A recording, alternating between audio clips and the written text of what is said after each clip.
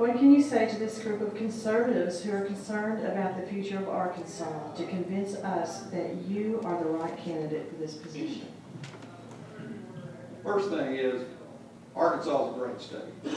I, during part of my practice, left and went to Texas for a while, and that's where I got in the bar there. And after 4 years, I just figured it can't be what I want to do.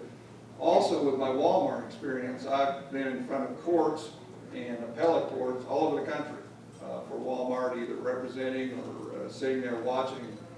And let me assure you that I believe in my heart that the court system in Arkansas is as good, if not better, than any of those states. Let me assure you, California is terrible.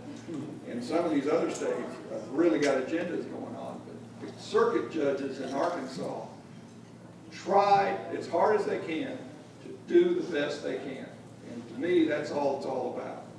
And so what I think I could help Arkansas is with this vast knowledge of all that's going on around the country and trying to keep our court system from trying to leap out and maybe try to get to a California or to a New York or somewhere else, but just keep our values, our homegrown values here, and what we've grown up with and what we agreed to from our depths of our bones, that in fact is just good common sense, it's just good, honest morality that keeps us going, and that's what I think I could bring to the court to just really rock solid them and give them a capstone and a foundation to really say, okay, this is not really what we want to do different. We don't really want to go to the California style of law. We just want to do what our people of Arkansas, the good rural people of Arkansas want.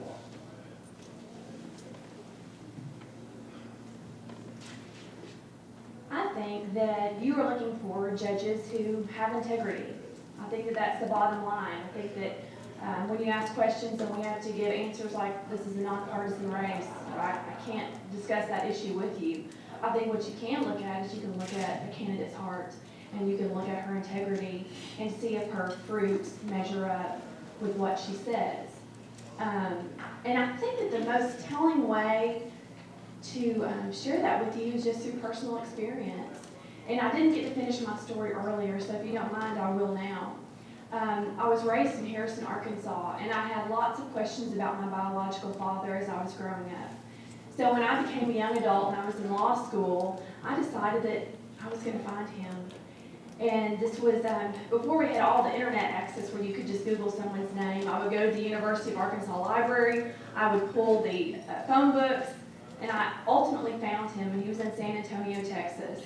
And I convinced my husband, who was in law school with me at the same time, to make that trip down to San Antonio.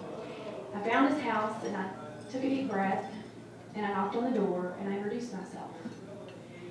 And we had quite a conversation, and it provided a lot of closure for me.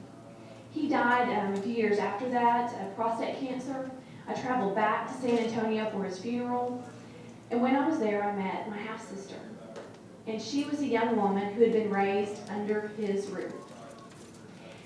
And as I visited with her and heard her stories, I recognized that Courtney Henry's life versus her life, who had been raised under that roof, were very different. And that mine had been saved not only by my faith and my belief in Jesus Christ, but also by a judicial system that worked. So I'm committed to it. I've always had my eye on this ball. And I believe that I would serve you well.